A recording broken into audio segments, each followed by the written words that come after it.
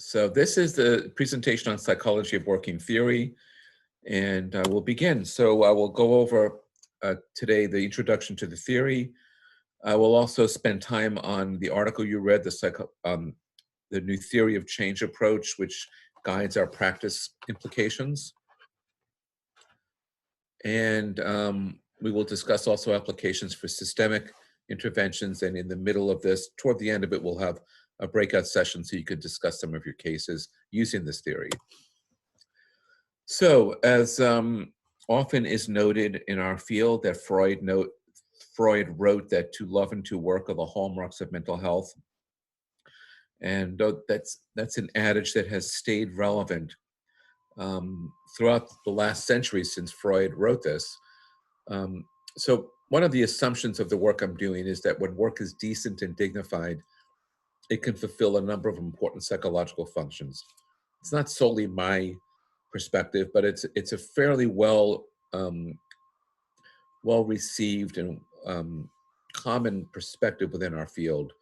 However, work can also create very harsh experiences for us and can evoke feelings of despair and of psychic pain. I hope you could all understand when I speak English. I will try to speak a little bit more slowly than usual. Okay? So, just as a thought experiment, I'd like you to imagine 20 years from now. I'll tell you the truth, probably you feel the same. It's hard to even manage to imagine 4 months from now what the world will look like. But think about 20 years from now and think about what the world will look like. And then think about our field of career guidance and career development. And I think it's useful to kind of mull over this question of what do we think we might have wanted to have done at this point to prepare for the future. And as Mark graciously pointed out, I have been questioning some of the standard beliefs and assumptions in our field for 2 decades. So I'm not saying I was always right, and in many cases I wished I would have been wrong about the vulnerability in the world of work. But I think it's been important for us to think about the future and think about what we need to do now to take care of our clients, certainly, take care of our students, but also to make sure that we nurture our field so that it is well positioned to deal with the crises that we face and will face in the next few decades. So one of the major goals of my work was to critique existing discourses in the career and vocational guidance field. And I, just to be clear, I do that with a degree of humility. I had no intention to critique the theorists, many of whom I'm very close friends with, but I felt like our field has been overly focused on people with some degree of choice and volition in their lives. And as you heard in the presentation on the history of the field, my kind of take on the history of the field of vocational psychology and career development, that I felt like our field shifted after World War II, particularly shifted during the economic boom of the mid part of the century, and that we began to focus more on people with volitional careers and focus people who could experience, as Mark Zafikas so eloquently stated, the grand career narrative. So I also felt like we needed to develop theories and ideas that would help to change systems, and that we shouldn't be focused just on having people adapt to existing systems. So I tried to articulate a theory that would connect these perspectives. I also wanted to develop a theory that would transcend disciplines. As we know, a lot of career guidance is based on psychology, vocational psychology in particular, developmental psychology, also to some degree education and sociology. But I feel like to understand work from a broad perspective, we need to include other social science disciplines. So in 2006, I published this book, The Psychology of Working, and the goals of this book were, as the subtitle says, to develop a new perspective for career development for the overall field. And I have been very moved by the reception that this book has had, and the fact that it still sells copies 14 years later is interesting. It also leads me to think maybe I need to revise it. But the book is out there now. So these were some of the goals of the Psychology of Working as it started. And actually, the first publication using Psychology of Working actually was 20 years ago, 19 years ago, in 2001, which is where I first coined this term and developed it in an article in Journal of Vocational Behavior. So these are the main perspectives that I articulated in this work, this kind of line of work. One is a critique of the traditional career development field, which I hope would create space for new frameworks and new theories. A conceptual perspective with which to think about work lives for people. And two theories came out of this. One is the relational theory of working, which I published in 2011.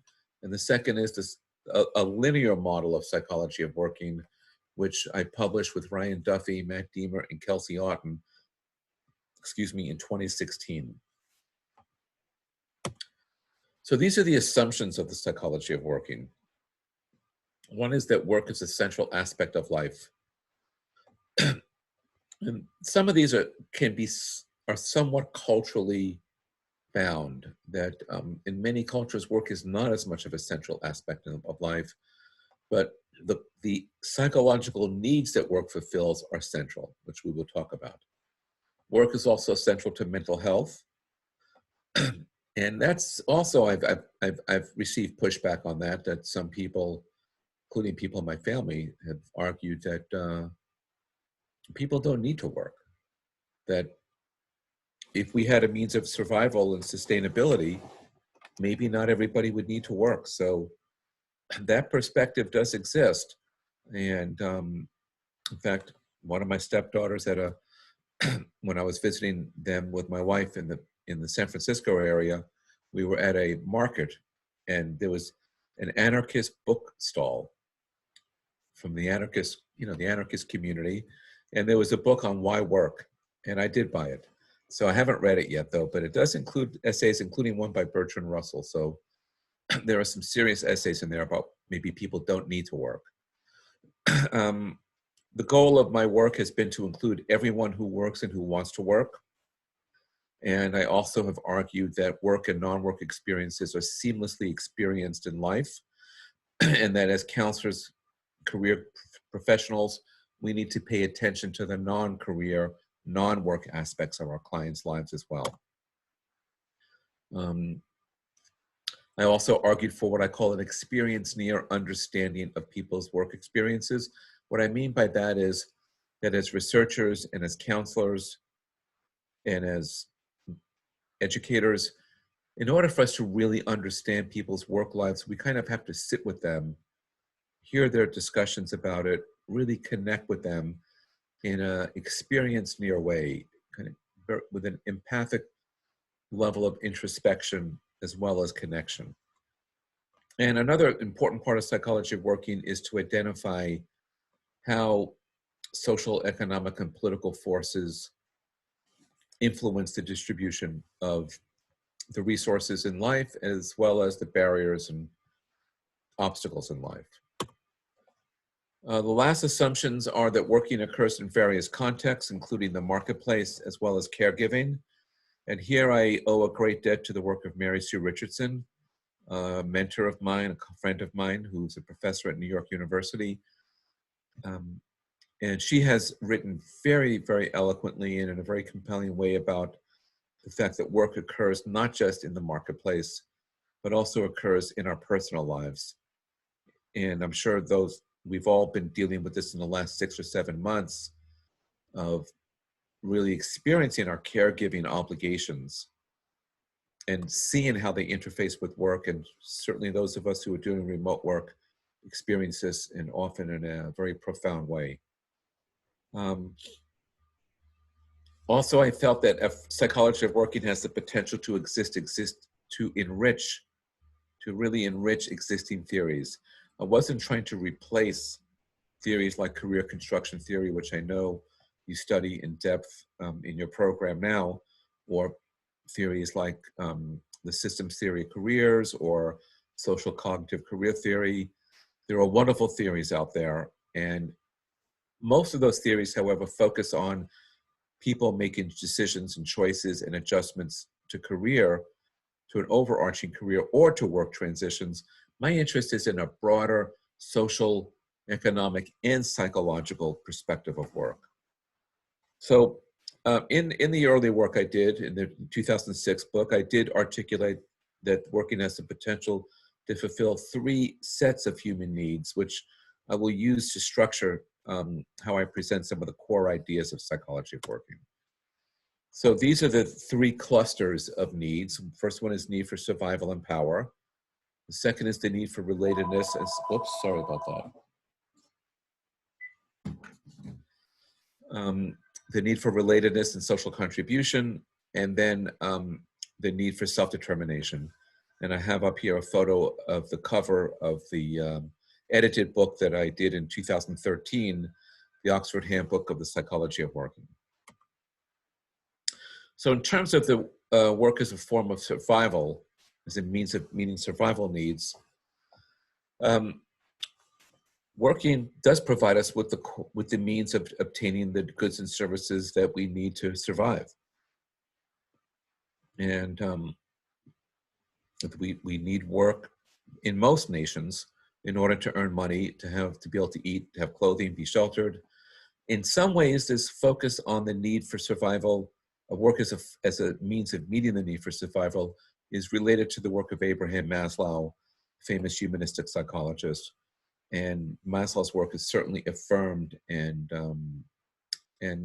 well recognized in the psychology of working theory. So in thinking about the need for survival, it's useful to consider the evolutionary history of work. And I always enjoy presenting this part of this because I think this is such a fascinating aspect of our field, because we all study career and work. In some ways, we're also studying, as we look deeply into this, the kind of the core aspect of evolution, that work was partly how we survived as human beings. That the art of being a person, the core of being a human being, was in our history was to figure out a way to survive, figure out a way to get food, to get shelter, to keep going for another day. So we could see this. You could also see this actually in animals. As I sit outside when I work from home and I watch the squirrels. We have a lot of squirrels here, and they're actually engaged in work. They're eating, they're taking care of the acorns. They have a kind of elaborate, seemingly elaborate life of trying to survive. So our species comes from that tradition. So if we think about our history from an evolutionary perspective, we know that people moved from hunter-gatherer lifestyles to agricultural lifestyles around, it's considered usually between 9 and 14,000 years ago. And during that period, people began to own land, and they began to develop technologies that would really make survival much easier. And this was a tremendous boon to humanity. But with land ownership, with the growth of agriculture, came the acquisition of economic and social power. And in many ways, people point to this period of the movement from hunter-gatherer to the agricultural lifestyle as a time when kind of market economies began. Another important aspect of the needs for survival are the ways in which this need is manifested in counseling work. So, and I imagine that even in the most affluent career agencies, where people will come in and discuss career transitions or finding different ways to meet their kind of needs for meaning and purpose, that even in the last 7 months that career practitioners across the board are dealing with survival issues. People are losing work, people are losing income, because I just saw a report from the International Labor Organization that there's been an overall reduction of wages and salaries of 10% since the advent of COVID across the globe. So these survival needs are often manifested and they come alive in counseling sessions when clients come to us and they say, well, look, I really need to figure out a way to survive. I do think Switzerland has a much better safety net than we have in the United States. So in some ways, the career practitioners in Switzerland, other parts of Europe may not be dealing with this in the same way we're dealing with in the US. Okay, now we're going to move to the need for social connection, which actually includes two subsets of needs. So the first one focuses on how work provides people with a means of relationships. And I think, again, here we've seen since the pandemic started, a serious curtailment of access to relationships and connection. Those of us who are working remotely, I'm sure we experience this. I mean, thankfully we have Zoom. Thankfully we have all these video conferencing. If this pandemic happened 30 years ago, our economy would be at a complete standstill. And psychologically, we would be struck. Well, I guess we'd be talking on the phone, but the phone worked pretty well, though. Those of us who were around before the video conferencing, you know, it worked pretty well. Some of us courted our partners on the phone. So it still works well. So from an attachment and relational perspective within psychology, we know that that human beings are hardwired to want to be in connection. It's part of our survival apparatus. The attachment caregiver bond is part of what has allowed us to survive. On another level, the relational needs are also manifested in our capacity to make contributions to the broader social world. So when I thought about the social connection needs, I also thought about how we connect to society in a more abstract way when we work, and we have ways of kind of feeling a deeper connection to the social world. So the act of working allows us to feel some sense that we're part of something bigger than ourselves, that we're part of a bigger society. And I think people feel this across occupational groups, across levels of volition. So working helps people to feel less isolated, and it does provide a consistent source of social connections. Like a lot of things in life, we often see these needs in greatest clarity when they're taken away from us. So I think those of us who've been adjusting to working remotely, we now see, you know, how important those work relationships are. And when I'm thinking about work relationships, I don't just mean the deep friendships you have, but even the kind of more peripheral friendships you have or connections. A chat with an administrative colleague, or a chat with the janitor in your office, chatting with your colleagues, even just for 5 minutes. Those are really important connections, and I'm sure a lot of you miss those. So let's talk about working and caregiving. I do believe that caregiving is a subset of work. It's not entirely work. To be a caregiver involves much more than work, but it includes things like taking care of children, taking care of sick or disabled family members, and taking care of the elderly. So it's a really critical aspect of who we are as human beings. And here again in the pandemic, we have seen caregivers who have suffered a lot from COVID. I don't know if it's the same in Switzerland, but here in the US, it's been a crisis, actually. So in terms of counseling implications of social connection, we do see the relational aspects of work when we're doing counseling. In fact, one of my colleagues who wrote a beautiful piece on a relational perspective of career development, Hanuk Flum, the great Israeli psychologist, he made a beautiful point in saying that work is a relational act. The very art and act of working engages us in relationships, even if we're working in a solitary way.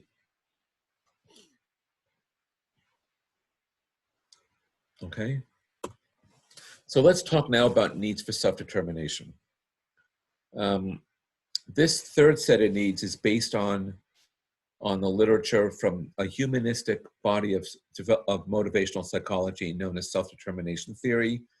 And self-determination theory was developed by two American psychologists, Ed Deci and Richard Ryan, in the 1970s. It was developed as a counter to the prevailing deterministic theories of the mid-20th century, primarily behaviorism and learning theories on one side, and psychoanalysis on the other. Both very big bodies of work that prevailed in counseling and psychology, actually until the work of Rogers, actually, and other humanistic psychologists, which became available in the 1940s and 1950s. But self-determination theory grew out of experiments. And the experiments were based on the very simple premise that if you have an intrinsic interest in doing something, creating contingencies around that interest will actually make you want to do it less. And the way that they first explored this was in watching children color in elementary schools, in the early years, primary school, and having children draw, color. I mean, I've had kids, I have grandchildren. They love to do it. They get totally engaged in a flow state. And I'm sure you've seen this with your own kids or relatives. Once they started to give rewards for the coloring, the kids wanted to do it less. So what they showed was once you connect external contingencies to intrinsically motivating experiences, it changes the nature of that experience. What they also found is that people who were engaged in extrinsically motivating activities that they didn't really enjoy, but that they valued the outcomes, that particular scenario, I felt, was a critical scenario for psychology of working and for career practitioners. Because many people who work do not necessarily like what they do, but they do it because they value the outcome. So the Deci and Ryan concept of how to help people internalize and create a self-determined, extrinsically motivated life, I thought was very relevant to this body of work. Because I thought it would help us figure out how we can help our clients find more meaning and purpose in jobs that they don't necessarily enjoy.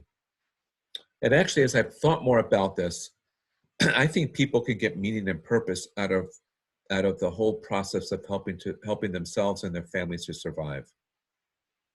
And I think that in some ways, this grand career narrative of work being a source of meaning, the intrinsic aspects of work, in some ways it created a narrative that I think marginalized people who didn't necessarily like what they did, but they felt great dignity in what they did and what they do. They felt like, I'm supporting my family. I may be working as a streetcar, as a driver of a tram. I don't particularly find it an easy job or that satisfying, but my family lives in a nice home. We take vacations. My kids are going to university. That could be a powerful motivation and a powerful source of meaning. So the idea here is that under optimal conditions, working can lead to experiences of self-determination. So self-determination was where I also framed the traditional parts of career counseling, of helping people find a congruent fit, helping people find their story, helping people to author their own story, that whole body of knowledge that I know that you're learning so well in your program would fit in under this need for self-determination. So in relation to that extrinsically motivated area of our lives, Deci and Ryan identified theoretically and then also validated in their research three factors that need to be in place to foster greater self-determination. Autonomy, we go back to the kids drawing and coloring, that when people have autonomy, they're more likely to feel like they're self-determining in their own lives. Another one is competence. We're much more likely to do things that we feel competent in.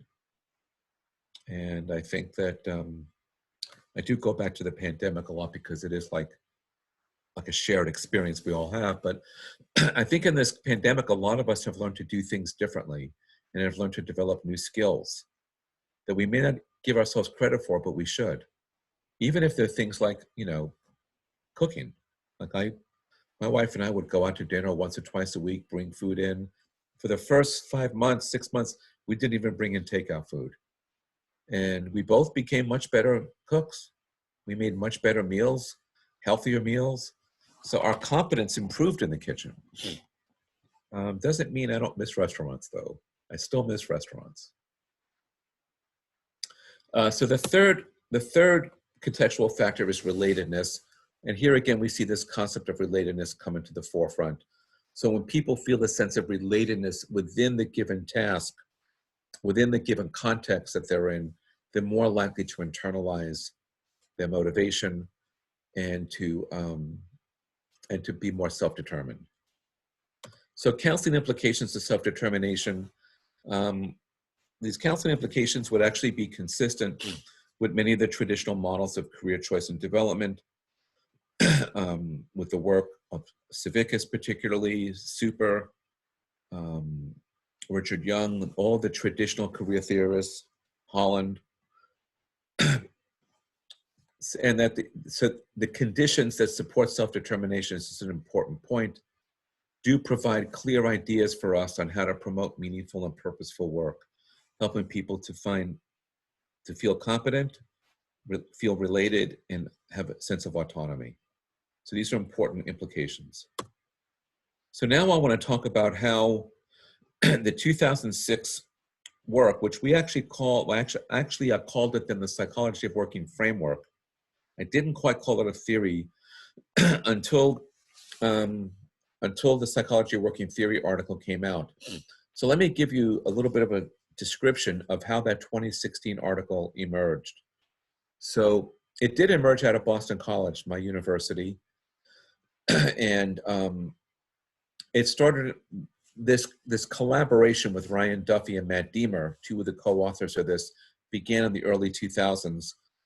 Ryan Duffy was an undergraduate student at Boston College who was very interested in career development and vocational psychology as actually a first-year university student, which I thought was very unusual to have that interest as a young university student. And I was happy to have him join my research team and mentor him. Matt Deemer was a PhD student of mine, one of the students I worked with as a dissertation chair. And Kelsey Auden is one of Ryan Duffy's graduate students. So this whole thing started in Coimbra, Portugal. We were attending a Society for Vocational Psychology conference in Coimbra, a city I've been to quite often. I have colleagues there. And I was sitting by the pool. I'll give you a little bit of context for this. Flying in from the States to Europe is very draining for most of us. And I try not to organize. I try to come in a day early to rest. This hotel had a nice swimming pool. And Ryan Duffy texted me. He was in another hotel. He said, "Can I talk to you?" I said, "Yeah, I'll only talk if you come to the pool." So he came to the pool and he said to me, he had approached me a few times about this. He said, "I think we should develop a more precise theory out of psychology of working." And at first I said, no. I said, I like the way it is. I don't want it to become a linear model where it becomes part of the whole structural equation modeling world. And so I changed my mind. By 2014, I changed my mind. And I think part of it was I felt like the work needed to be elevated and we needed to move it to the next level. So in 2014, we sat there. Then Matt Deemer was also at the conference, and the three of us sat there by the pool. And between 2014 and 2016, we wrote that article in Journal of Counseling Psychology. And the next era, we now call the Psychology of Working Theory era.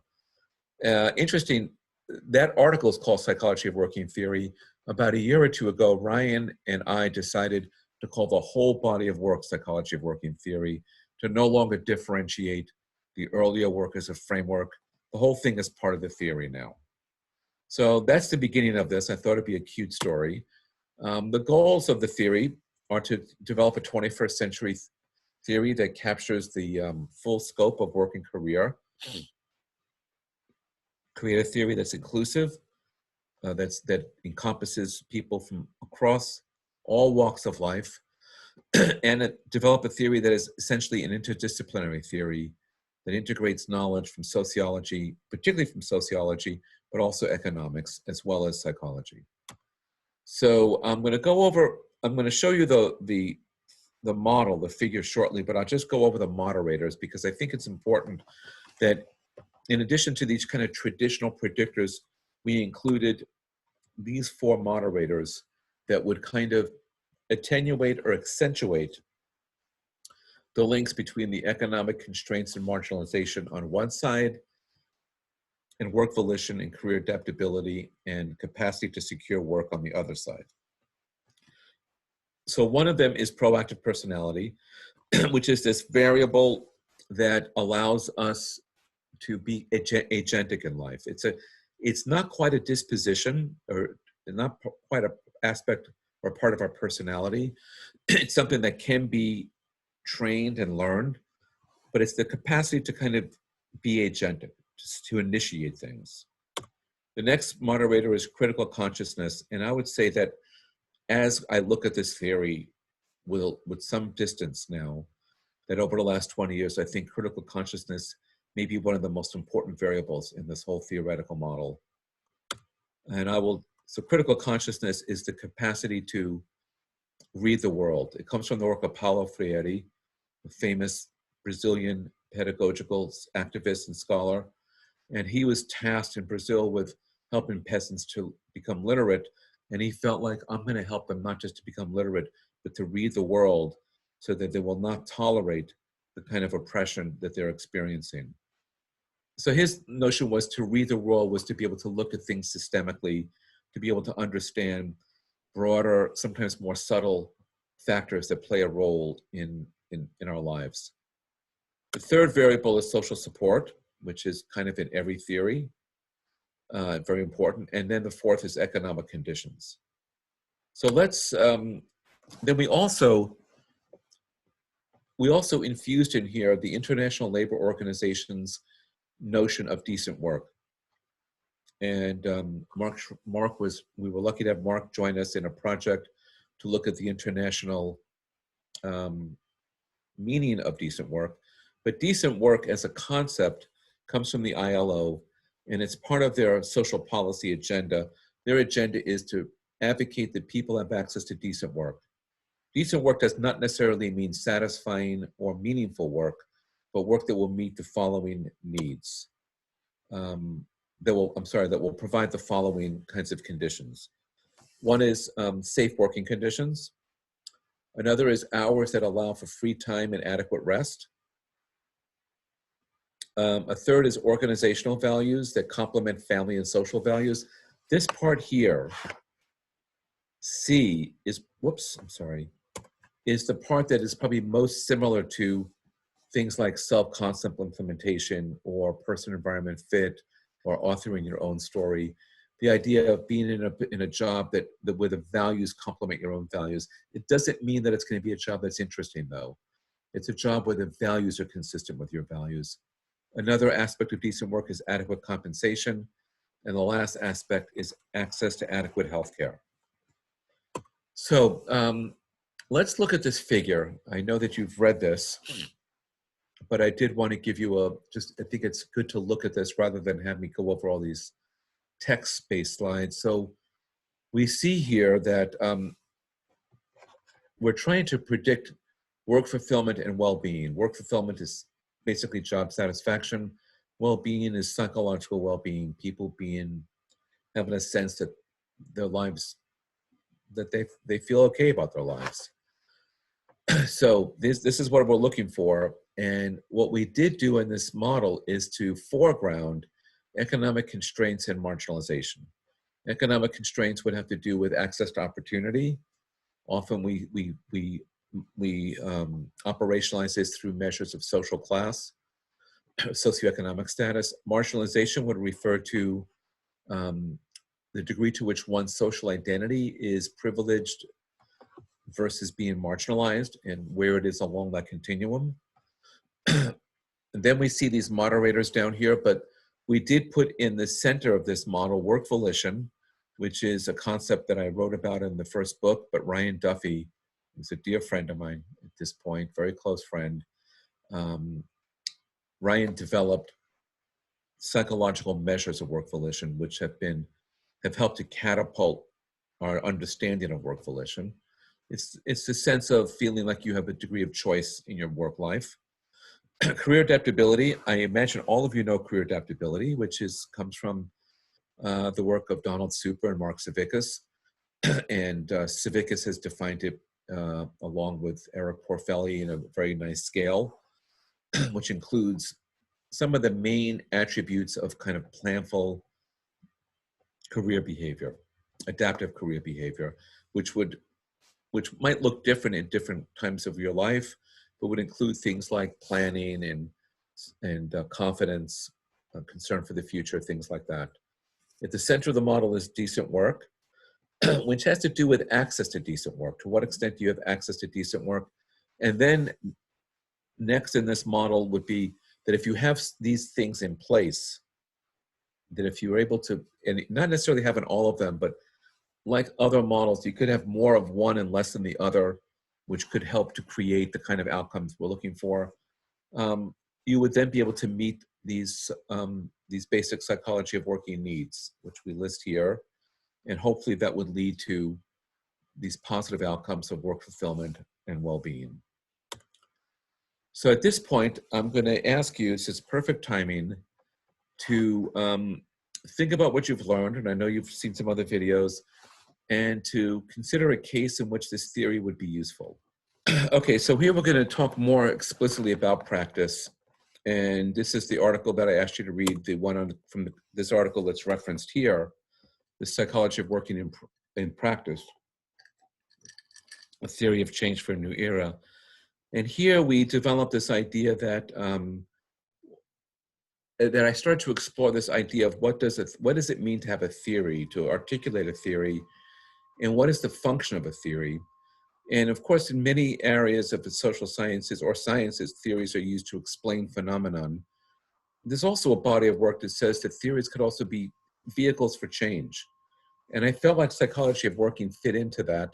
So with that kind of framework, my colleagues Maureen Kenny, Kelsey Auden, and Ryan Duffy and I developed some practice implications. So some of the assumptions of this particular approach are that is the inclusivity aspect. That psychology working theory is ultimately a very inclusive theory.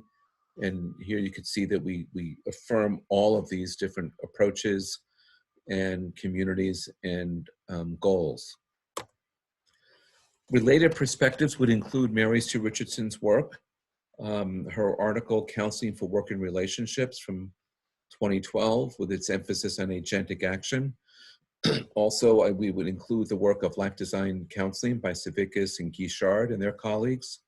It's brilliant work, and that the areas that there's overlap are the integration of work and non-work roles, and also focusing on the changing world of work. And I would say also our work has a lot in common with the work of Hooley, Sultana, and Thompson in their recent new books on career guidance and social justice. So we both have parallel notions of emancipation, and we both focus on systemic change. So what we focused on in this article was change interventions. And here again, our focus has been throughout this 20 years is on trying to address the needs of everyone, and particularly to foreground and center the needs of the poor and marginalized in our communities. And also to focus on counseling work that would go beyond career choice and development issues, to focus on things like unemployment, people feeling harassed at work, how do we help people create decent work conditions, issues of that nature. So there are two basic phases of this. a needs assessment phase and a creating change phase. And there's two basic domains, an individual domain and a systems domain. First, in the needs assessment, one of the first goals, one of the first aspects of this is to assess what's going on with a client or with a system. So the thing about this particular approach is we use the same language and body and taxonomies for both individuals and systems. And these are basically perspectives and ideas that are focused on fostering change. So in terms of the needs assessment, the first thing you do is to conceptualize the nature and etiology of the concerns that an individual might have, or that systems might have. So it does provide hopefully the needs assessment could give us some ideas that would inform the counseling goals and processes. So this is a table from that article on needs assessment. So here we have on the left column the need fulfillment clusters: survival, social connection, and self-determination. And then I give examples here of systemic implications in terms of the needs assessment, as well as individual implications. So if we're assessing a system, like let's say the university where you're studying for your degree, you might ask yourself, to what extent does this system allow students and staff and faculty to support themselves in sustainable lives? You might ask for, in terms of individual implications, if you're working with a client, to what extent is this person able to survive? You can look at the same kind of parallel examples under social connection, where you could think about systemic implications. To what extent does a given set of institutions or systems support relational connections? To what extent do these institutions allow people to experience a sense of contributing to the overall social good? And you can look at the same sets of issues within individuals. And here in self-determination, you can see again this parallel. To what extent do systems support self-determined work lives? And we have discussed already the self-determination implications within individual counseling. So in terms of the systemic needs assessment, I did want to do a little bit more of a dive on this, because actually it looks like I did kind of cover these points. So a systemic analysis, this last point is important, may lead to actions that help us to confront and change relevant institutions. Okay, the next area of this, the next body of work within this particular theory of change model is the notion of fostering agentic action. Let's think about it as proactive, being proactive, taking initiative. So in thinking about agentic action, it's really important that we consider macro level factors, because macro level factors clearly play a big role in our access to being able to make changes in our lives. So here I also looked at 3 integrative clusters of sources of agentic action. And I'm going to use the table rather than go through it in slide by slide. The 3 clusters include proactive engagement. The next one is critical reflection and action. And the third is social support and community engagement.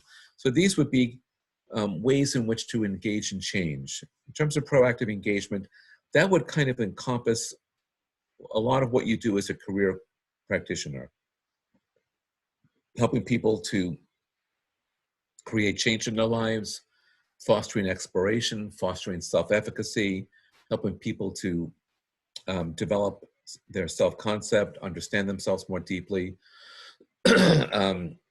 Critical reflection would capture the whole area of critical consciousness, helping people to develop a broader sense of the causes of events and also solutions.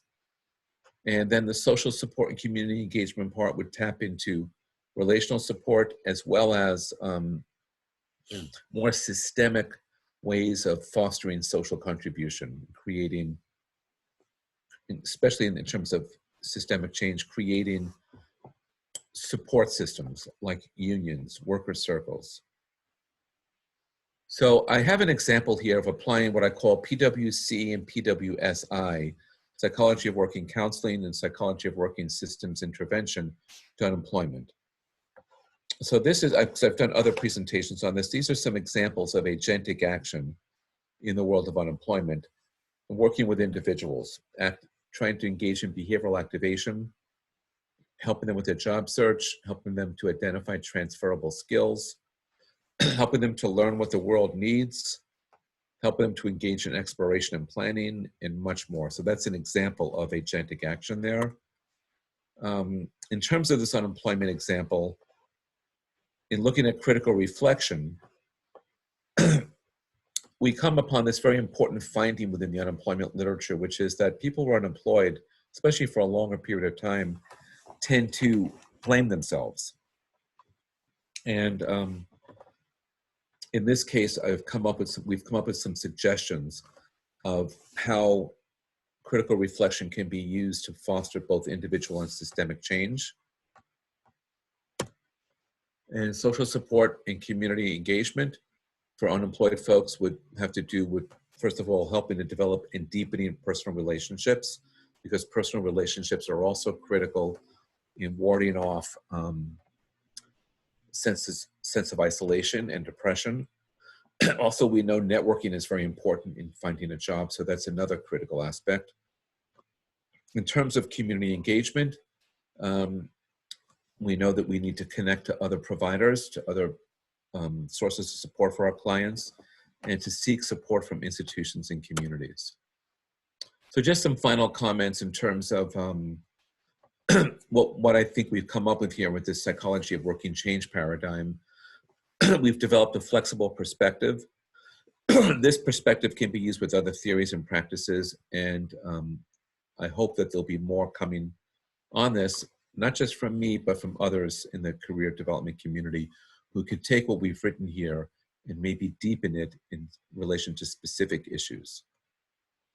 In terms of systemic interventions, as Mark pointed out, it's been a big part of my work for years. I wanted to put the systems intervention part actually first in this article, which we did do because it's no longer an afterthought. It's no longer the closing paragraph to an article. It's something that we all have to engage in. And I wanted to also create this parallel structure of needs assessment and agentic action that would work for both systems and individuals. So that's the end of the psychology of working part of this.